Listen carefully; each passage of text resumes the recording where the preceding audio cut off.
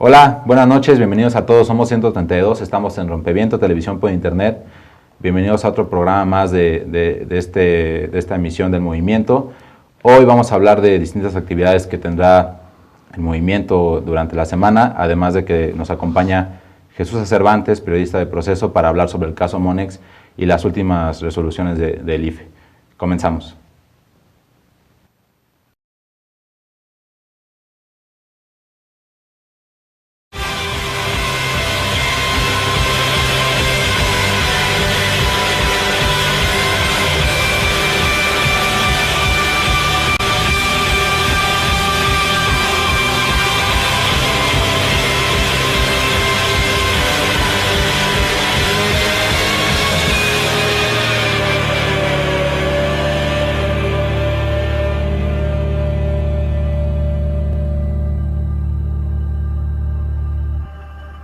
Muy buenas noches. Mi nombre es Alfredo Lecona, me acompaña Iván Benumea en la conducción de esta noche de Todos Somos 132. Primero y antes de entrar a este interesante asunto del caso Monex y lo que se ha presentado en los últimos días, que tenemos información que compartir respecto a algunas movilizaciones que va a haber del movimiento Yo Soy 132 esta semana, específicamente mañana. Bueno, el día de mañana, no hay nada mañana del 132. Nos pidieron que difundiéramos algunas marchas que se van a llevar a cabo mañana. Una de ellas es una manifestación del Ángel de la Independencia al Zócalo en defensa del maíz, en contra de los, se me fue el nombre. Transgénicos. Pueden ver el cartel en pantalla. Sí, como ustedes saben, Monsanto y otra serie de empresas están impulsando, están controlando la siembra de maíz, y esta marcha que realizan algunos activistas relacionados con este tema y la mesa de trabajo de 132 respecto al medio ambiente está promocionando esta marcha.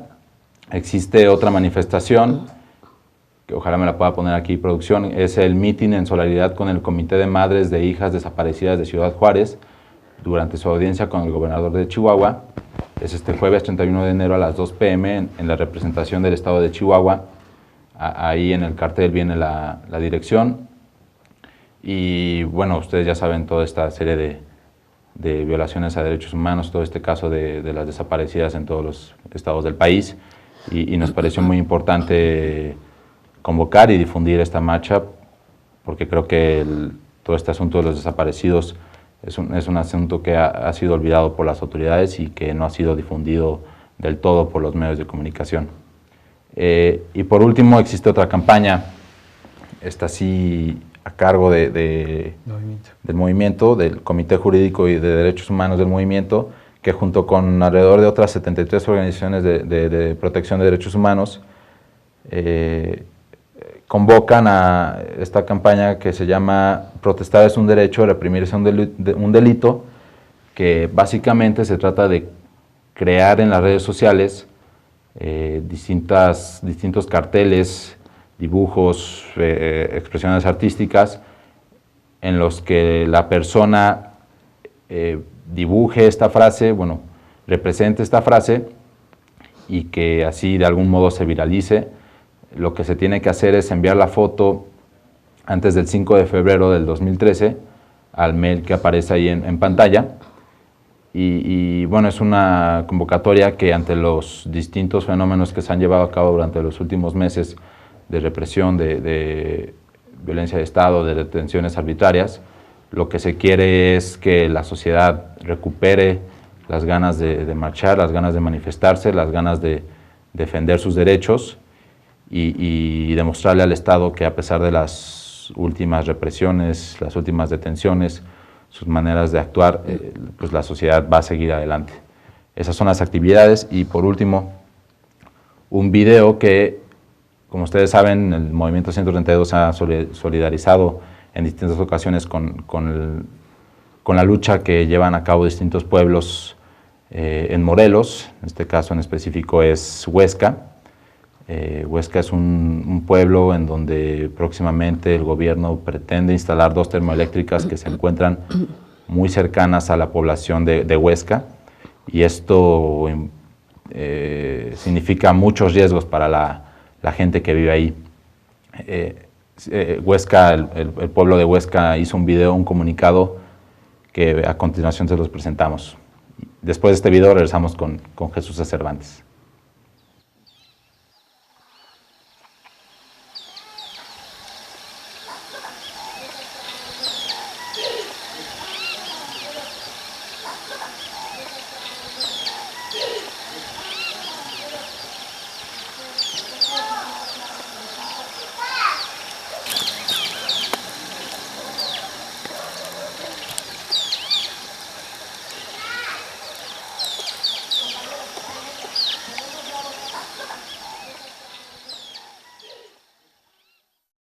Carta de Huesca al movimiento Yo Soy 132, organizaciones, colectivos y movimientos sociales. Hoy les hacemos un llamado a que nos apoyen, a que no nos dejen solos, pero no solo a nosotros, sino a todos los pueblos de México. El problema en Huesca no solamente es la termoeléctrica, sino que quieren acabar con todo el campesinado del oriente de Morelos. El gasoducto que alimentará la termoeléctrica cruzará todo el estado para que se instalen parques industriales, y todos vienen por lo mismo, la tierra y el agua. Queremos otra política energética, que la luz sea un derecho humano, que los proyectos energéticos no se impongan a los pueblos, que no afecten al medio ambiente y que sean del país. Que se reconozcan los acuerdos de San Andrés. Porque sabemos que ahí dice que los pueblos tenemos el principal derecho de decidir sobre nuestro territorio. Y aquí están viniendo a residir fuerzas extranjeras, apoyadas por nuestro mismo gobierno, que para lo que sirve el gobierno. Por eso nos dio mucha alegría y esperanza que los zapatistas hayan salido el 21 de diciembre y que busquen las formas de unificar la dignidad y luchas mexicanas de manera civil y pacífica. Por eso creemos en una unificación de los pueblos y los movimientos.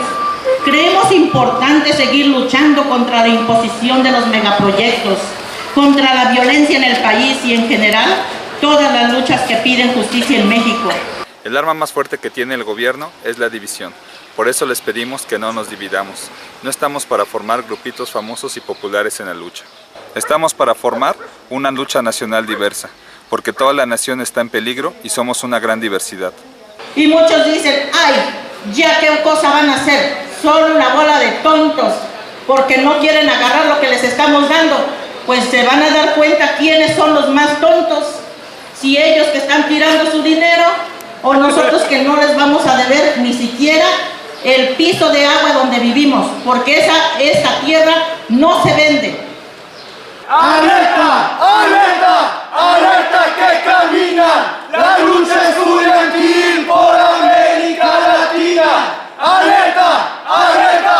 ¡Alerta que camina! ¡La lucha estudiantil por América Latina! Regresamos, buenas noches. El pasado 23 de enero el Instituto Federal Electoral determinó validar el origen y destino de los recursos de la campaña de Enrique Peña Nieto, del Partido Revolucionario Institucional, en medio de las suspicacias y de todo lo que generó el llamado caso Monex. Jesús Cervantes, muy buenas noches, muchas gracias por acompañarnos, este es tu espacio. Y bueno, quisiera que empezaras a platicarnos respecto al caso Monex. Es un caso muy complejo, ¿no? Hay un sinnúmero de empresas que suenan, hay un gran número de personas que están involucradas. Es muy difícil hasta el momento que la sociedad entienda qué es el caso Monex, cómo se originó, pero basta decir de primer momento que son recursos que parece que no fueron ajustados a la normativa en las campañas electorales por parte del PRI. ¿Cómo surgió, cómo se empezó a saber del caso Monex? Es prácticamente en el ámbito periodístico donde se empieza a difundir. ¿Cómo pasó? Sí, bueno, primero que nada, gracias por invitarme, Iván, Alfredo. Efectivamente, este es un entramado financiero bastante difícil, bastante complicado para que la sociedad común y corriente lo pueda entender de entrada, ¿sí? Pero lo primero que tendríamos que decir es que hubo un financiamiento paralelo de parte del PRI durante el proceso electoral federal, durante la elección de Enrique Peña Nieto, su campaña, tanto el PRI como el Partido Verde utilizaron el recurso de las tarjetas prepagadas. las famosas tarjetas Monex que ya las conocemos, los monederos. El día 26 de junio es cuando el Partido Acción Nacional les presenta a los integrantes del IFE una denuncia porque llegan operadores del PRI que fueron contratados, se acercan al PAN y les dicen, estamos utilizando estas tarjetas, el PRI nos está pagando a través de estas tarjetas, somos operadores y funciona así y así, ¿no? Entonces lo que hace el PAN es despliega todo un análisis de cuántos son los representantes distritales, los representantes seccionales, los de casillas por parte del PRI y hace un estimado de cuánto pudiera ser el recurso que se estaría utilizando, ¿no? Y llega a la conclusión de que serían aproximadamente 700 millones de pesos. Como ustedes recordarán, el tope de campaña era únicamente de 300 millones de pesos, bueno, 340 y tantos millones de pesos. Por lo tanto, esto doblaba, ¿no? 2 días después, el IFE dice, no fueron 700, son 70. Efectivamente, hay monederos electrónicos, ¿sí?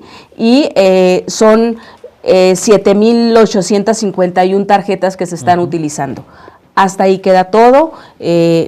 Después, una vez pasado el proceso electoral, lo que fue el movimiento progresista, los 3 partidos, MC, Movimiento Ciudadano, Partido del Trabajo y PRD, les empiezan a llegar facturas de cómo fue que algunas empresas compraron estos monederos Monex para que luego el PRI los utilizara. O sea, reforzaron la denuncia y a partir de ahí se empiezan a desgranar una serie de empresas que, bueno, hay que decirlo, el noticiero de Carmen Aristegui, la revista Proceso, y también en algunos momentos el periódico Reforma empezamos a sacar nuevas empresas que estaban participando, ¿no? Esto aunado con la propia denuncia que hizo Movimiento Progresista. Lo que sacamos en conclusión fue que a final de cuentas se habían utilizado únicamente 5 empresas y un banco y una persona física, ¿no? Después el PRI acepta, una vez que lo había negado cerca de 20 veces, Luis Videgaray, que fue el coordinador de campaña, hoy secretario de Hacienda. Y en vivo, ¿no?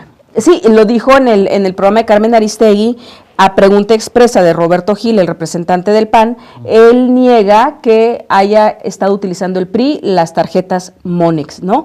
Sin embargo, unos días después, Murillo Karam, representante del PRI ante el Tribunal Electoral y hoy Procurador General de la República, dice, bueno, efectivamente sí se utilizaron, ¿no? Y nada más fueron, da el mismo dato de que había proporcionado el IFE, 7,851 tarjetas.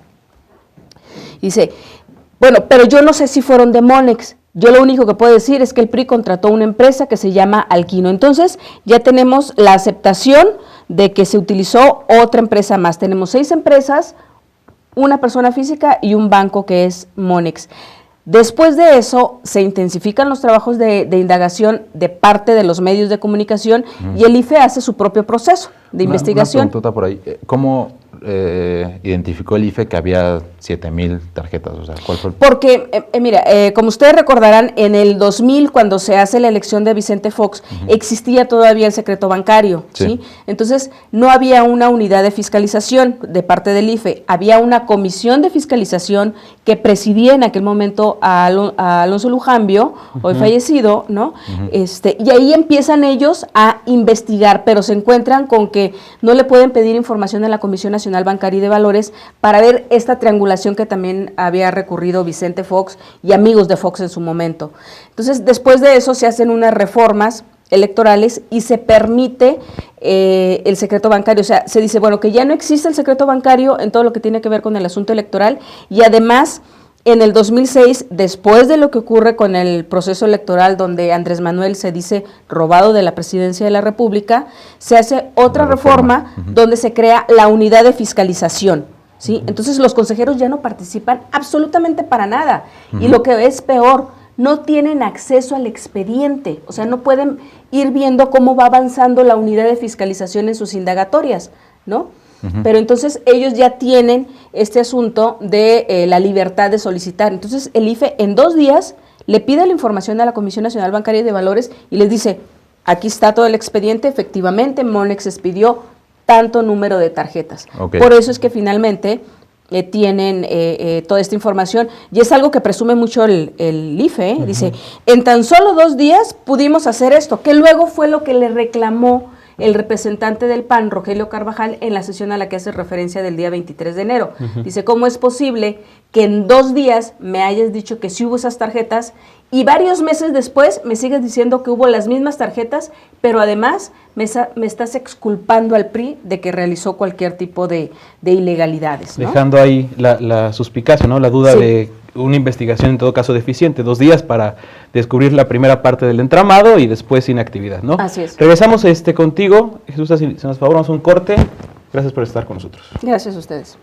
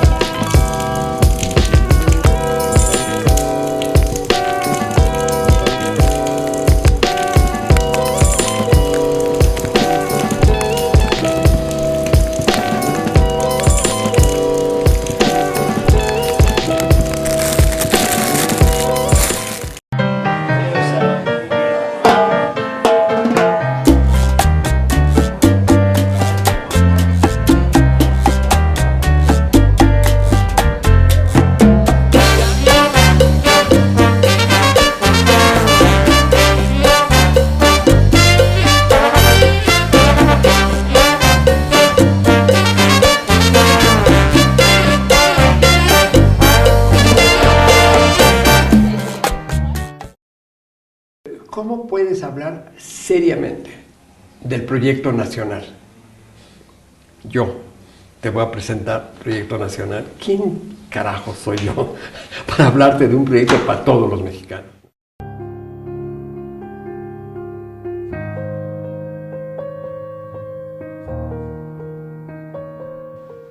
Regresamos en esta charla que tenemos con Jesús Cervantes, reportero de Proceso, sobre el caso Monex. Nos comentabas entonces, Jesús, existen 6 empresas por lo menos. Al inicio. Al inicio. Al inicio. Eso es lo que pudimos... Al inicio. Al inicio. Lo que pudimos investigar, ¿no? Tanto los reporteros como el propio movimiento progresista. Hubo documentos, pruebas, que tenemos a Inicio, EFRA, Atama, Tijuana, Coleos y la sexta, que es Alquino, que es la que reconoce el PRI, ¿no? Y tenemos a Fernando Noriega, que es la persona física que aporta más de 3 millones de pesos. En la indagatoria que hace el IFE, sí detecta más empresas, que eso es lo peor, porque cuando uno habla con el consejero Alfredo Figueroa, Proceso sacó una entrevista con él junto con otros elementos. Nosotros lo entrevistamos el día jueves 24, y dice, es que es una maraña. Proceso sacó en su momento el entramado, ¿no? Un esquema. Dice, en lo que me comentó, dice, si tú ves el esquema nuevo, el que tiene el IFE, el que descubrió, es todavía peor. ¿Por qué es peor? Porque ellos encontraron 8 empresas más que participaron. Y no solo eso, 4 bancos más. Tenemos a Santander, a Banamex, Banorte y Bancomer, ¿no? O sea, estamos hablando de todo el sistema financiero mexicano que le ayudó al PRI a poder dispersar todos estos recursos. Y el PRI lo que reconoce durante la sesión es que nada más ellos establecieron un convenio con la empresa Alquino, pero aquí viene lo curioso. el PRI le pide prestado. O sea, cuando un partido político solicita un préstamo, lo hace a una institución bancaria, ¿sí? Sí. No hay una claridad en el reglamento de fiscalización si lo debe o no hacer, queda en el limbo eso, si tiene que ser con una empresa mercantil o con un banco, ¿sí? Okay. Pero uno pensaría, si yo voy a pedir un préstamo, cuando uno lo hace, o vas a una casa de empeño, o ¿sí? un banco. O vas a un banco. No, ellos van a una empresa que se llama Alquino, pero no solo eso, sino que es una empresa que el PRI no verifica si tiene lana o no, si tiene dinero.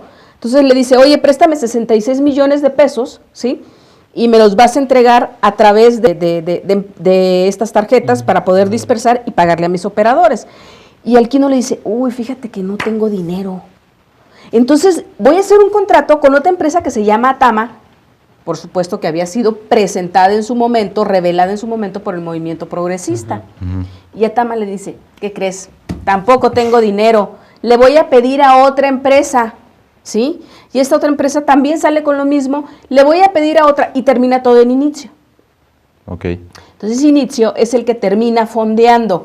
Si nosotros vemos la maraña esta que presenta el IFE de sus investigaciones, vamos a ver que está en el centro Monex, de este lado, en las 4 puntas, hay un banco, y del banco aparecen 2 empresas de cada banco, sí, de los 4, 2 empresas que las fondean, Inicio y EFRA.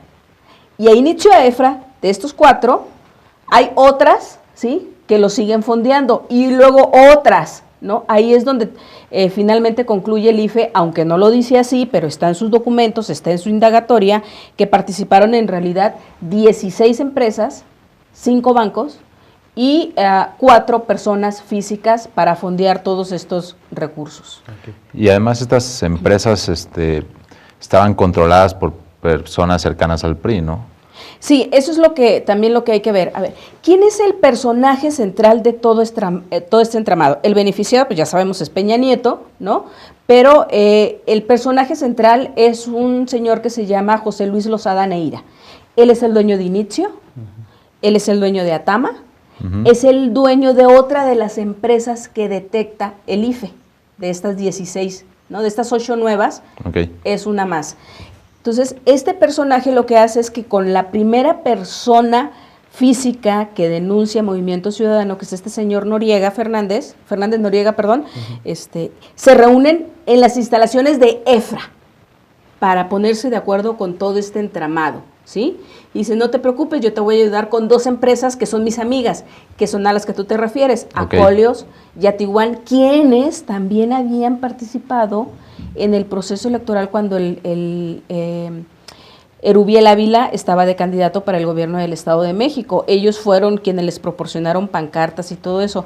Y miren, hay un elemento sumamente importante. Hoy en el IFE se estuvo discutiendo si se le multaba o no al PRI, a todos los partidos, ¿no? Y cuando uno ve el expediente del PRI, que son más de 1000 páginas, que no las puedes, no te las puedas echar en un solo día, pero así a bote pronto, que uno empieza a ver, resulta que meten a Acolios y a Tijuana al Estado de México y al Estado de Querétaro como proveedores. O sea, eso está prohibido por la ley, ¿sí? Okay. Entonces, resulta ser que los proveedores sí participan luego en cómo dispersan todo el dinero de las tarjetas, ¿no? Entonces, eso es lo que tiene muy molestos, por supuesto, a los partidos de oposición, incluyendo al PAN, de por qué si detectó el IFE que todas estas anomalías las estaba realizando el PRI, ¿por qué lo exonera el día 23 de enero? Sí. En la ruta periodística, precisamente como lo comentas, el asunto fue muy bien atendido por Proceso, en un momento por Reforma y por la primera emisión de Noticias MBS. En la primera emisión de Noticias MBS se dieron a la tarea de acudir o de tratar de investigar la naturaleza de las empresas que ya mencionaste, ¿no? Y ahí es donde nos encontramos con empresas fantasma, ¿correcto? Lo que ellos hacen es ir al domicilio, ¿sí? Al domicilio que aparecía. Sí, eso fue en un segundo momento. Lo que hacen es, bueno, vamos a ver si el domicilio que aparece en Monex, que fue quien expidió las facturas a estas 2 empresas, Inicio y EFRA, si realmente existen. Y se dan cuenta que Inicio hay, que es en Polanco, hay un consultorio dental, que en realidad es la hermana, o sea, la dentista que trabaja ahí, es la hermana de este personaje que les digo, José Luis Lozada Neira, ¿no? Bueno, ese es el punto número 1. El punto número 2, EFRA. ¿Quién es EFRA? EFRA es un acrónimo de Emilio Fraga. Emilio Fraga, que es hijo de Gabino Fraga, amigo de hace más de 30, 40 años del consejero electoral Sergio García Ramírez, ¿no? Lo que ellos hacen ahí es dan este domicilio, ¿sí?, de EFRA, y curiosamente cuando el IFE, la unidad de fiscalización, el señor Alfredo Cristalinas y su gente va a ver, bueno, vamos a preguntarle a Inicio, ¿no?, si realmente participó o no, no encuentra la dirección. Pues sí, no encuentras tú la dirección porque efectivamente ahí hay un consultorio dental, pero tanto Proceso, la revista Proceso, como MBS, ¿sí?, pudieron establecer cuál era el domicilio donde él realmente trabajaba. ¿Sí? E incluso Proceso sacó la fotografía del edificio, que es la calle de Sinaloa número 84. Sacó el pasaporte del señor Lozada Neira, que además tiene tiene un alias, ¿no? Con este alias también participa él como representante legal de la empresa Tama y de otras empresas. Este señor tiene más de 20, yo pude documentar como unas 25 empresas que él es propietario, ¿sí? Y a lo que se dedica es a vender facturas. Por ejemplo, si tu empresa quieres evadir los impuestos, ¿sí?, ante el SAT, vas con este señor, le dices, a mí me están cobrando 300,000 pesos de impuestos, porque estoy hablando de empresas grandes, ¿no? Sí. Ah, bueno, no te preocupes, yo hago la presentación, te voy a dar facturas falsas y todo, y me das una parte, en lugar de pagar los 300,000, vas a pagar, no sé, 100,000, y eso me lo das a mí. Y ya estás a mano con el fisco, ¿no? Es a lo que se dedican las 25 empresas que él tiene, por eso son fantasmas, porque no tienen un objeto social real, nada más está en el papel, en el registro público de la propiedad, ¿no? Entonces, lo curioso aquí es que la unidad de fiscalización nunca encuentra al señor José Luis Lozada Neira, nunca encuentra a Inicio, nunca encuentra... Ah, y bueno, el caso de EFRA eso es una joya, ¿no? Porque dice, a ver, efectivamente, EFRA sí le dio dinero, pero los Fraga no participaron porque ellos nada más son asesores. Bueno, si son asesores y reciben una comisión, pues sí, entonces están participando. Ah, no, los exculpan. Así está en la verdad legal que el IFE nos presenta, ¿no? Así es, así está en el documento, en el dictamen, y que fue avalado por 5 votos y 4 en contra. Entonces, digamos que para que un partido pueda demostrar o pueda darle a conocer a la gente cuáles son sus gastos de campaña, tiene una cuenta central en la que de ahí hace todos los gastos. Claro. Y el PRI entonces utilizó todo este mecanismo paralelo para que eso no apareciera en su cuenta central, o más, sí, más o menos así supongo que funciona. Así es. A ver, ¿qué fue lo que dijo Rogelio Carvajal durante el representante del PAN durante la sesión del pasado 23? Dijo, a ver, tú a mí, IFE, como partido político, me estás dando dinero que es de nuestros impuestos, ¿eh? Sí, los 350 millones. Sí, me estás dando dinero para que yo haga mi campaña a la presidencia de la República. Por lo tanto, me estás exigiendo que yo emita, dentro del proceso de fiscalización electoral, que yo emita unos recibos y que a esa cuenta se vaya todo el dinero que tú me estás dando. Okay. Y de ahí, cada factura, a cada proveedor, el que pone las mantas, el sonido, las camisetas, los plumones, todos los utensilios de campaña, ¿sí? Todas las facturas van a tener una leyenda, ¿sí? Y son algunas iniciales, C de campaña, P de presidencia, R de la República y unos números de folios, ¿no? Entonces, sí, todo está totalmente sistematizado y de ahí debe de salir el dinero, no de ninguna otra parte. Y lo que dice el consejero, el representante del Poder Legislativo del PAN en el IFE dice, y todo ese dinero que tú estás aceptando, IFE, que el PRI utilizó, no salió de ahí, no salió de esas cuentas, ¿no? Entonces, ¿qué dice el IFE? Dice, no salió de esas cuentas, señores, entiéndalo. El PRI le pidió un préstamo al Quino. Entonces salió de la cuenta de Alquino, que a final de cuentas no tenía dinero y en la cadenita le pidió Inicio. Entonces no podía salir de las cuentas del PRI, dice, pero sí entró luego. No, falso, nunca entró. Y todavía lo que es peor, ni siquiera saben en el IFE a dónde fue a dar ese dinero, ¿no? Y ahí va la cosa.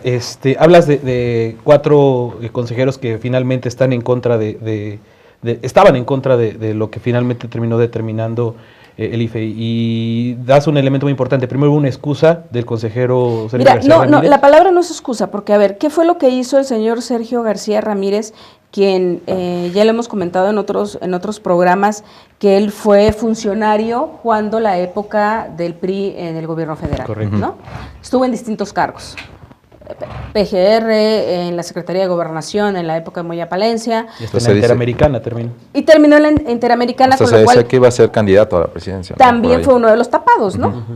Lo que le dio, le dieron un barniz al señor Sergio García Ramírez de ser una persona neutral cuando lo hace el integrante de la Comisión Interamericana de Derechos Humanos, ¿no?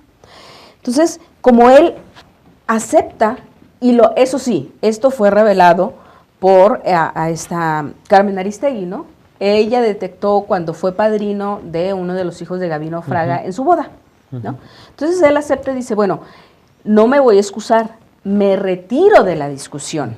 Sí, porque si se hubiese excusado ya no hubiera podido regresar. Sí. Únicamente se retira de la discusión, y a lo largo de de las 7 horas, así lo hizo en la sesión del pasado miércoles. Luego cambió la situación, ¿no? Vamos a un corte, regresamos con Jesús Cervantes hablando sobre el caso Monex.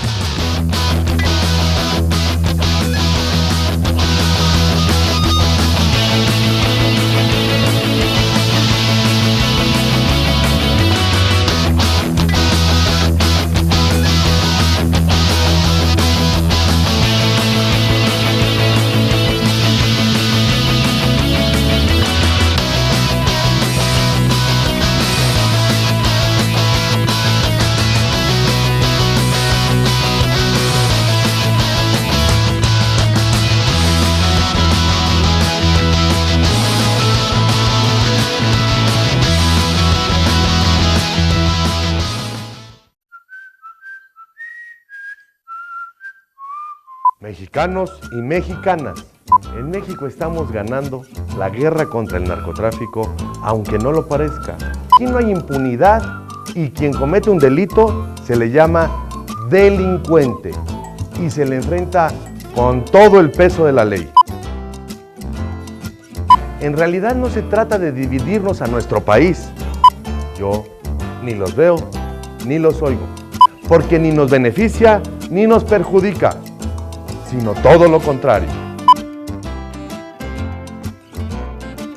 Si me preguntan sobre el precio de la tortilla, pues no lo sé. No soy la señora de la casa. Mi propuesta es muy clara. Por primera vez en la historia de este país, podemos decir con firmeza que hemos logrado garantizar empleos justos y bien remunerados para todas y todos los jóvenes de México.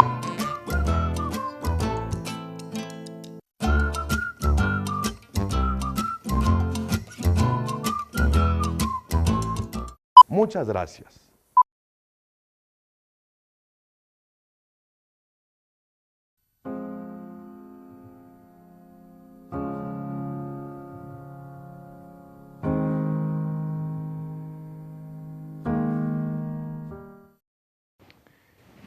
Hola, regresamos a Todos Somos 132, estamos en Rompeviento, televisión por internet. Nos acompaña Jesús Cervantes, periodista de Proceso, y estamos hablando sobre el caso Monex. Nos acaba de hacer más o menos un recuento muy complejo. Bueno, es una serie de ligas entre distintas empresas. Y ahorita me gustaría pasar a la resolución del IFE, que es lo que ha causado tanto descontento en la población. Y pues que explicaras un poco cuáles fueron los argumentos de los 5 consejeros que votaron por exonerar al IFE y cuáles fueron los argumentos de los otros 4 consejeros. Sí, hay que recordar, Iván, que estaba inicialmente en 4 y 4, ¿no? Ah, sí. Porque el 9º consejero era el señor Sergio García Ramírez, que se había retirado de la discusión. Al final él entra, ahorita lo abordamos, pero bueno, estos 4 que están a favor de que se le exonere al PRI es el presidente del Consejo, el señor Leonardo Valdés, que él nunca da su justificación justamente por ser el presidente y para no incidir en la percepción de los demás consejeros. El otro es el consejero Guerrero, el consejero Marco Baños. Marco Baños fue una de las propuestas del PRI en la Cámara de Diputados para que fuera consejero, al igual que Guerrero y al igual que García Ramírez, ¿no? En su momento. Pero él es el que lleva toda la coordinación de este voto para exonerar al PRI. Él dice, es que se tiene que exonerar al PRI porque sí hay un origen de los recursos. Salió de Alquino, nosotros se lo pedimos, bueno, no dice nosotros, por supuesto, el PRI se lo pide prestado, ¿no? Por lo tanto, no lo puedes multar porque sí se sabe el origen. El destino, dice también, porque ya se sabe que fue para pagarle a los operadores. Y además así lo comprobó el PRI durante los alegatos que él presentó en su defensa. Eso dice el consejero. Sin embargo, cambia la discusión en el proceso del día 23 porque ya no se van tanto sobre el origen y destino, sino, bueno, vamos a ver si es permitido, si es legal que el PRI establezca un contrato con una empresa mercantil para solicitarle un préstamo. Y entonces los otros consejeros, los 4 consejeros que me estoy refiriendo a Alfredo Figueroa, a Benito Nasif, Lorenzo Córdoba y la consejera María Marván, ellos dicen, no, o sea, no se puede establecer ese convenio, ese contrato, ¿sí? Pero además no solo eso, el PRI nos dijo en el contrato, es para pagarle a los operadores. El IFE le dice al PRI, preséntame un recibo donde diga que le pagaste a tus operadores. Y presenta una serie de contratos el PRI, ¿no? ¿Qué se refiere con operadores? Personas que... El operador del PRI es el que va a estar de representante de casilla, ¿sí? Okay. Va a ser el representante distrital. Sabemos que hay 300 distritos en el país, cada uno de ellos corresponde a un diputado federal, y entonces él coordina a todos los demás que participan en los estados. Cada distrito abarca cierto número de estados, entonces son la gente que tiene el PRI, el PAN, el PRD, o sea, todos los partidos tienen operadores políticos, así se les llama, ¿no? Entonces le dice, yo sí tengo contratos, dice el PRI, yo les pagué con esto y les dije, les voy a dar tanto dinero el día de la jornada electoral, ¿no? Okay. Se ponen a revisar, Alfredo Figueroa, el consejero, lo revisa y dice, pues no concuerda, ¿no? Una cosa es el contrato y otra cosa es quien recibió la tarjeta. Aquí dice otro nombre y hay otro gran número que son anónimas. Por lo tanto, estoy en contra de que se exonere al PRI porque no sé el destino. Ok, te justifico que el origen fue que le pediste un préstamo, dicen estos 4, pero el destino no. No sabemos a dónde fue a parar ese dinero. Y además todavía un agravante más en contra del PRI. Cuando el PRI presenta estos alegatos en el IFE, dice, todo ese dinero de las tarjetas se va a utilizar únicamente en 13 estados. Sí. El IFE, que le solicitó la información a la Comisión Nacional Bancaria y de Valores, revisa de dónde salió ese dinero y resulta que fue en las 31 entidades federativas y el Distrito Federal, o sea, fue en las 32 localidades. Entonces dice, a ver, ahí me estás mintiendo. Y luego me dices que fue para pagarle a tu gente y me das unos contratos y no son los beneficiarios. Pero además, hay de los 66 millones que es este contrato, que por el pago de servicios y todo suma 70 millones. Dice, pero además de eso, hay 44 millones que no sé dónde quedó, ¿sí? Y la mayoría de ese dinero se sacó del estado de Hidalgo, un estado que tú no me incluyes, ¿sí? Que va a ser utilizado por operadores que vivan ahí, ¿no? Ahorita dijiste 66 millones más el pago de servicios 70, ¿no es muy poco dinero el que cobran estas empresas? O sea, es menos del 10%, ¿no? ¿No es eso raro? Son 4 millones en total, ¿sí? Y fíjate, no nada más es, te voy a cobrar 1 millón y feriecita por el servicio de prestarte, ¿no? Además, te voy a cobrar por cada emisión de tarjeta 500 pesos. Son 7,851 tarjetas. Y además te voy a cobrar un interés y todo eso me da, claro, 70 millones. Lo que hicieron fue ajustar la cifra de los 66 millones, ¿sí? Con la cifra que 2 días después de la denuncia del PAN, aquel 28 de junio, dijo el PRI. Eso fue lo que hizo el PRI. O sea, perdón, lo que dijo el IFE. ajustaron las cifras, pero todavía peor, dicen los consejeros que votan en contra de que se exonere al PRI. Tú me estás diciendo, ahora en el mes de agosto, que hiciste un contrato con la empresa Alquino para todo este operativo, ¿sí? El 1 de marzo.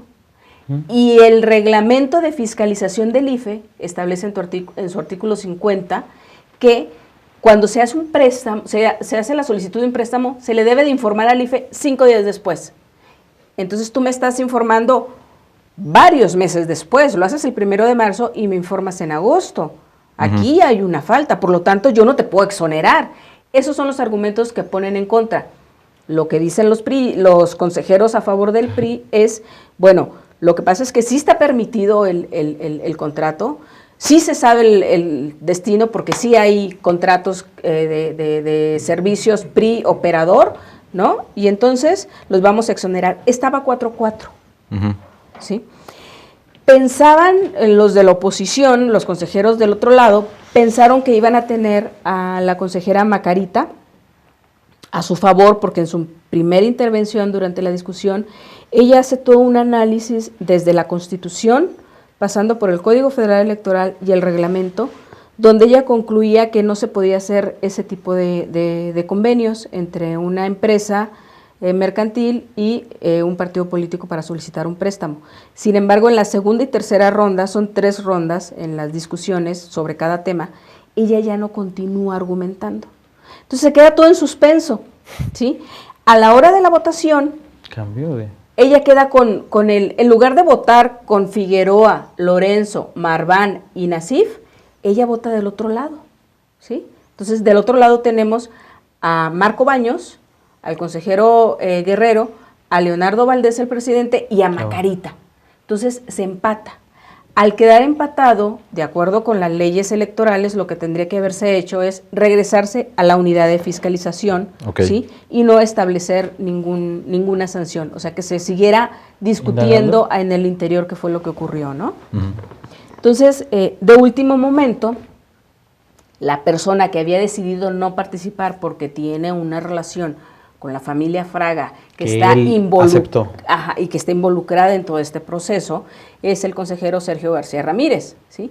Entonces, entra a la sala, a la sesión, y dice, bueno, efectivamente, yo tengo una relación, yo no voy a negar ni a mis amigos ni a mis familiares, y yo los conozco desde entre 30 y 40 años. Por lo tanto, yo no los voy a negar. Pero si ustedes creen, consejeros pares, que está mal que yo participe, yo me excuso en este momento y no doy mi voto. Entonces ahí cada uno de los consejeros habló a favor de él y dijeron, haz lo que usted crea, haga lo que usted crea, señor consejero. Desde mi punto de vista no tiene ningún elemento legal que le permita excusarse. Y entonces le dice, bueno, pues entonces voto y vota a favor del PRI. Y ahí es donde queda todo el asunto, ¿no? Oye, y ni siquiera se le castigó al PRI por no avisar de este contrato del 1 de marzo, dentro de los 5 días, tampoco se le castigó en eso. Tampoco, pero dentro de las propias votaciones hay una propuesta que hace Alfredo Figueroa y dice que se regrese a la unidad de fiscalización para que analice por separado, ¿sí? Independientemente de la votación que se analice por separado si ese contrato es legal o no. Entonces, es un absurdo porque ya lo exoneras y después vas a analizar el contrato y resulta que ganó con 8 votos a favor y 1 en contra de Marco Baños, ¿no? Y entonces eso se regresa a la unidad de fiscalización y además se le da vista, o sea, se le notifica a la unidad de fiscalización, a la unidad de inteligencia financiera y a otros organismos del gobierno federal para que investigue a esas empresas. La Comisión Nacional Bancaria y de Valores, ¿no? Del SAT también, que ahora viene aquí también el cuestionamiento que se ha hecho, ¿no? ¿Quiénes están al cargo de estas dependencias? Claro, esa es la otra parte de la moneda. Tú le dices, Figueroa me explicaba algo, me decía, a ver, nosotros encontramos que en total fueron 5 bancos, 4 personas físicas y 16 empresas, pero nosotros llegamos hasta aquí. La autoridad tiene que ver hacia atrás, o sea, hacia los lados. ¿Qué fue? ¿De dónde vino efectivamente este dinero? ¿Hubo lavado de dinero? ¿Hubo omisiones ante el SAT? ¿Estas empresas efectivamente no pagan impuestos como pudimos detectar, yo no soy autoridad IFE, ¿sí? Yo soy autoridad electoral, entonces que sean ellos los que digan. Bueno, ¿no? Respecto a lo que también le toca al IFE, seguiremos hablando después del corte.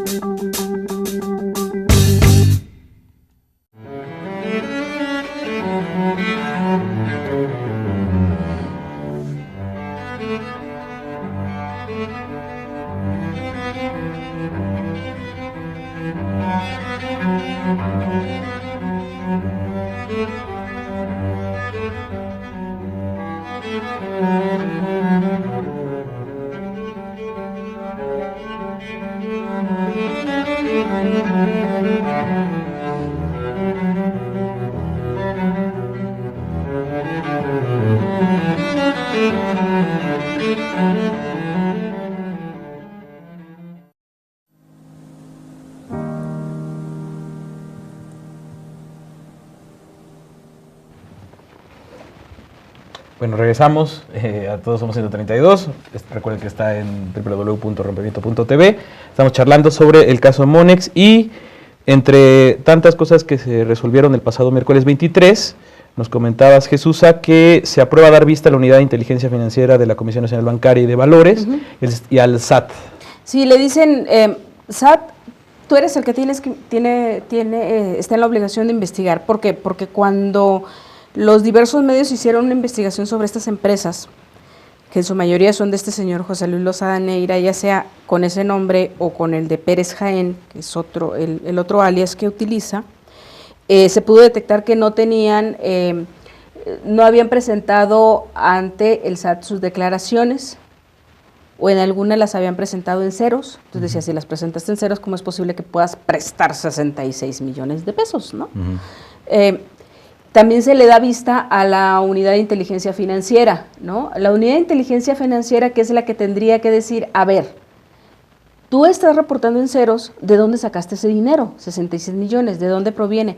Ellos son los que tendrían que decir, ¿hubo o no lavado de dinero? O hay una operación irregular, ¿sí?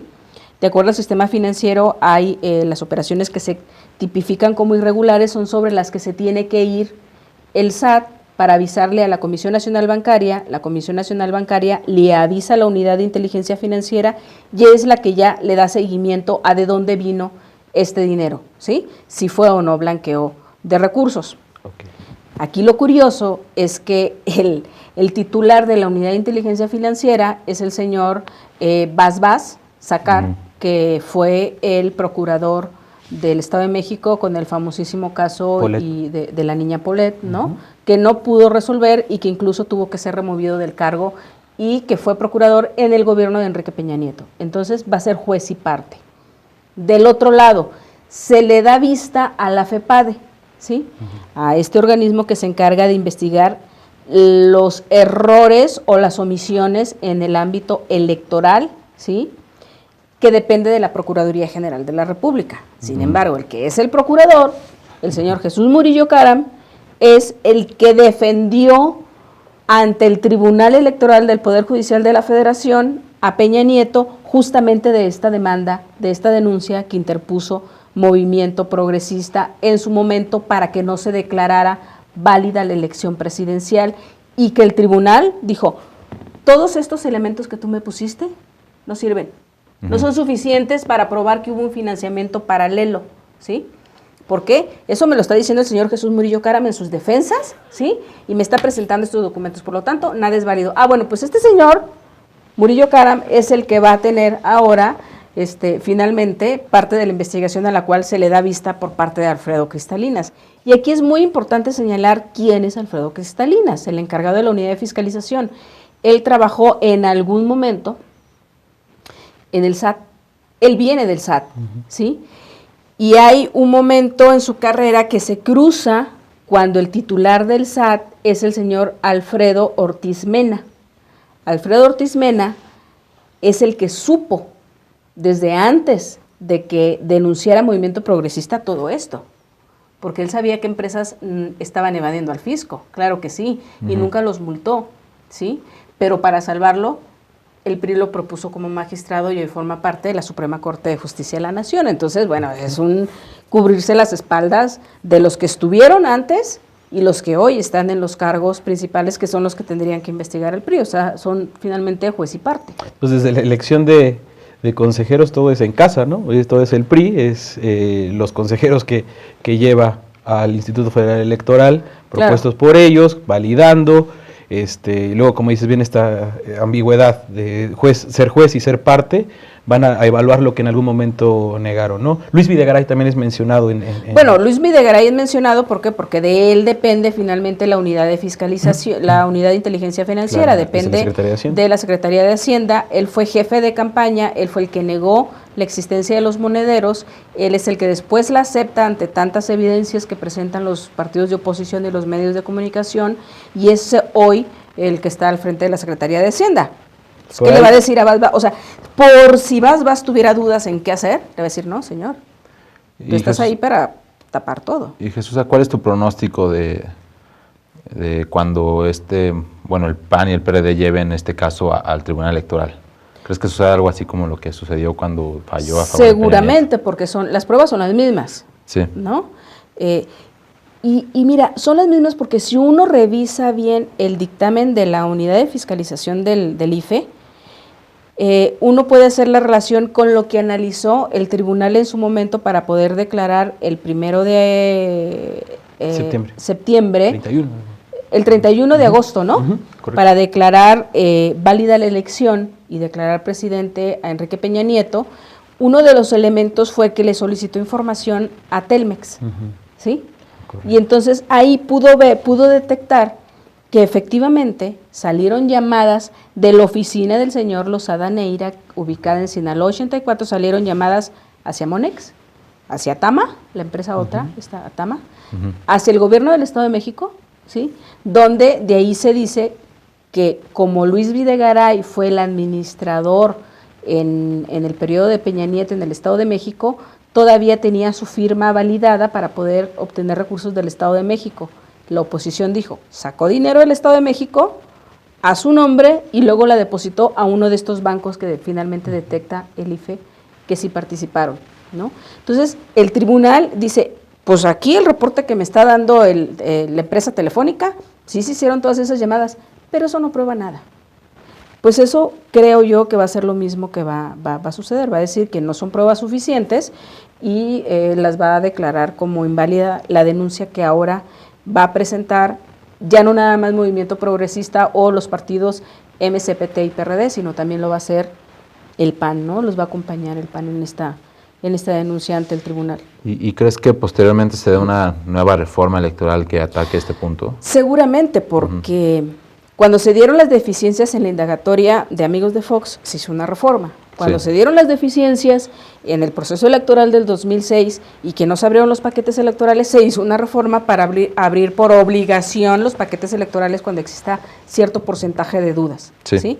Entonces, cada elección se hace una reforma electoral para subsanar y en cada elección los partidos políticos van encontrando nuevas formas de darle vuelta a la ley, como lo hizo actualmente el PRI, ¿no? Y justo hay un comentario, bueno, en la sesión del 23, un comentario de Javier Corral, en donde decía que pues todo este caso se tenía que ubicar en un contexto que fue desde Luis Videgaray diciendo que categóricamente no había contratado nada con Monex, y eso significaba algo, ¿no? Sí. Y después que al final todo se trataba de un fraude a la ley, ¿no? Que es ¿sí? una voltereta a la ley para al final el IFE mantener, seguir privilegiando al PRI, o no sé cómo pues a los partidos en el poder, porque sí. El anterior Consejo General del IFE benefició al PAN, que es el que está en el poder. Hoy el actual beneficia al PRI, que es el que está en el poder. Entonces, no se trata de un partido en especial, se trata de la colusión de un poder, esté en manos de quien sea, ¿sí? Junto con la autoridad electoral, que debería de desligarse de cualquier relación con el poder y debería de establecer un dictamen de manera neutral, ¿sí? Sin embargo, el origen de todos estos problemas es que los consejeros son cuotas de poder de los partidos políticos, ¿sí? Que son quienes los escogen, los eligen en el Congreso de la Unión, en la Cámara de Diputados. Y de ahí viene todo este proceso de que terminan siendo juez y parte finalmente, porque si yo te propuse como PRI, entonces cuando estés en el Consejo, me vas a defender a mí, ¿sí? Que fue lo que pasó con Sergio García Ramírez, que es el caso más patético, ¿sí? También las argumentaciones que presentó Marco Baños, que también fue propuesto por el PRI. Claro, el PAN le sucede lo mismo, tanto Macarita Elizondo como María Marván, que fueron propuestas del PAN durante sesiones anteriores, cuando se investigaba el PAN, eran totalmente propanistas, ¿sí? Sí. En su momento, cuando el consejo de José Woldenberg, se hablaba de que Jaime Cárdenas actuaba siempre a favor del PRD, y bueno, finalmente terminó siendo el diputado del PT y Emilio Cebadúa, diputado del PRD, ¿no? Entonces, que caso aparte, Cárdenas fue un excelente consejero, ¿no? Pero sí hay que establecer otro mecanismo de elegir a los consejeros para que no haya esta colusión entre una autoridad electoral y el poder. Al final es todo una simulación, ¿no? Finalmente las cosas ya están decididas, ya se está... todos están obedeciendo a cúpulas en partidos, todo está ya manejado muy al margen de la discusión que parece que se da o de las investigaciones que parece que se dan. Y al respecto, ahora ya también con la multa que sí se le da al PRD, ya causa molestia y precisamente atendiendo intereses, ya hasta el Pacto por México parece que está comprometido. Claro, porque lo que se discutió en la sesión de hoy en la mañana es si se le va a seguir o no votando el dictamen de la Unidad de Fiscalización sobre el rebase de topes de campaña. Y en este dictamen dice la Unidad de Fiscalización, el PRI no rebasó los topes, no. Sí cometió algunas irregularidades, pero no rebasó topes. El PAN tampoco rebasó topes, pero el que sí rebasó fue justamente la coalición Movimiento Progresista, que fue el denunciante de todo este caso Monex Gate, ¿no? Y entonces a ellos los pretenden multar. Habrá que ver qué fue lo que pasó en la sesión, si finalmente se decidió o no analizar. Cuando estábamos, en este momento que estamos grabando este programa, se está discutiendo justamente si es válido emitir un voto por parte de los consejeros cuando apenas tuvieron 3 días para analizar el dictamen de la Unidad de Fiscalización, y así como 4 de ellos consideraron que el dictamen de la semana pasada era tan malo, también lo van a considerar hoy si este dictamen fue erróneo o no. Pues Jesús, muchísimas gracias por estar con nosotros. Sigan todo lo que publica, le ha dado muchísimo seguimiento a este caso. Nos agradecemos mucho que hayas estado aquí. Especialmente esta semana hay un reportaje muy bueno para poder ver ya más detalladamente en la revista Proceso. Gracias a ustedes por nos vemos la próxima semana en Todos Somos 132. Gracias a Rompeviento Televisión por Internet. Hasta luego. Gracias. Gracias a ustedes.